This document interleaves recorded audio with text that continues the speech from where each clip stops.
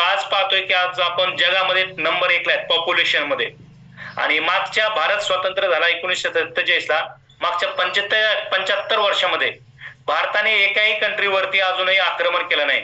म्हणजे भारताची जी सीमा होती, क्षेत्रफळ आहे तितकंच आहे आणि आपली लोकसंख्या 4 पट वाढली. मग आजही आपण जर का न्यूट्रिशनसाठी मेथीची जोडी, पालकाची जोडी, काकडी, गाजर असल, बीट असल, याच्यासाठी आपण त्याच्यावरती अवलंबून राहतो, फळांवरती अवलंबून राहतो. कितपत सर न्यूट्रिशन आता राहिलंय सर शेतीमध्ये आणि अन्न घटकांमध्ये? काय होतंय सर ऍक्च्युअल फळभाज्यांवरती किंवा पिकांच्या बाबतीमध्ये सर?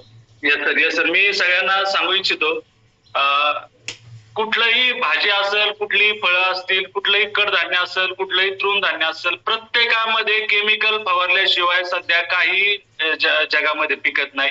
खतं आणि औषधं हे प्रत्येक गोष्टीला घालायला लागतात. खतामध्ये खूप मोठ्या प्रमाणात केमिकल असतं आणि औषधामध्ये तर खूप मोठ्या प्रमाणात केमिकल असतं.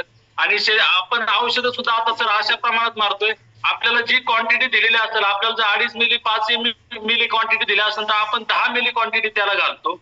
आणि भाजीपाला काढताना सुद्धा आपण सर तो भाजीपाला हिरवागार राहावा त्यासाठी सुद्धा सर शेवटचा सुद्धा आपण त्याला स्प्रे करत असतो. आणि ती भाजी तोडून आपण बाजारात नेतो आणि त्या भाजीला जो अंश असतो तो तुम्ही कितीही धुतला तरी त्याच्यामध्ये राहतो, फळामध्ये राहतो, भाजी फळं. त्याच्यामुळं सर आपण आज कुठलंही काही घेतलं तरी काहीही आपल्याला आज प्युअर मिळत नाही. दुधामध्ये सुद्धा सर 25% दूध तयार होतं, 100% विकलं जातं, 100% रिक्वायरमेंट आहे. मोठ्या प्रमाणात भेसळ दुधामध्ये सुद्धा असते सर. त्याच्यामुळे जे न्यूट्रिशन जे आपल्या बॉडीची गरज आहे ते प्युअर आहे, सायन्स बेस आहे. ते आपण शरीराला एकदा तरी दिवसातनं दिलं तर आपण भविष्यात सर हेल्दी, हॅपी आणि जास्त जगू शकतो. हे मी याच्यामध्ये सर आता जमिनीमध्ये जे पोषक तत्व होती, तर पूर्वीसारखी आता पोषक तत्व राहिलेली आहेत का सर जमिनीमध्ये? की जमिनीचा जे कस म्हणतो आपण, तर तो आता उत्पादन तर आपण इतकं घेतोय, मल्टिपल क्रॉपिंग चालू आहे, म्हणजे अगदी प्रत्येक 2 महिने एकाच एकर मध्ये आपण 3-3, 4-4 पिकं घेतोय सर. याचा काही परिणाम होतो का सर शेतीवरती किंवा उत्पादनावरती सर? येस येस सर, निश्चितच सर. ज्यावेळेस आपण शेतीमधनं मोठ्या प्रमाणात जर आपण जिथं जास्त जर आपण पिकं काढली तर त्यामधनं सर जमिनीचा कस हा उतरत चालत असतो. त्याच्यामुळे जे काही उत्पन्न मिळतं त्याच्यामध्ये सुद्धा कस नसतो. आता जो खातोय ना सर आपण पूर्ण स्वतः खातोय, त्याच्यामुळं आपल्याला शरीराला प्युअर असं काहीही मिळत नाही. आपण मस्त म्हणतो मी भाजीपाला खातो, सॅलड खातो, कडधान्य खातो, परंतु ते आपल्या शरीराची जी गरज आहे ना सर ते भागवत नाही सर. आणि हे जे न्यूट्रिशन आहे आपल्या शरीराची पूर्ण गरज भागवत. Yes, so great sir.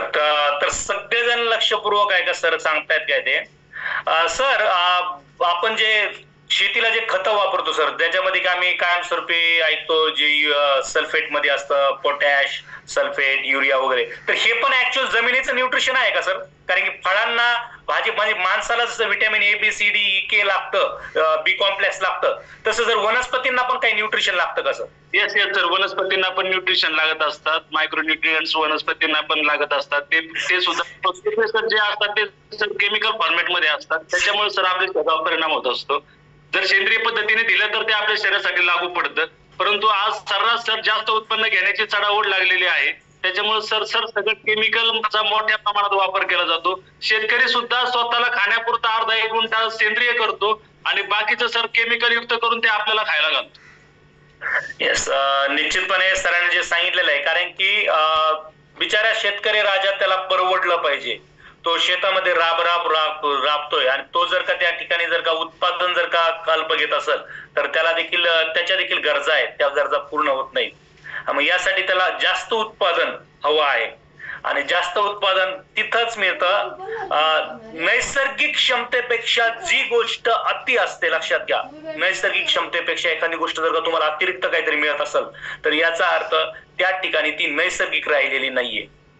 एखादा जर का आपलं पेरू आहे, पेरूचा नैसर्गिक आकार जर का इतका आहे आणि त्या पेरूचा आकार जर का बदलला गेलाय आणि अनैसर्गिक पद्धतीने पेरू जर का असा एवढा झालाय तर याचा अर्थ त्याच्यामध्ये केमिकल आहे किंवा ते आपल्या स्वतःसाठी पौष्टिक नाहीये.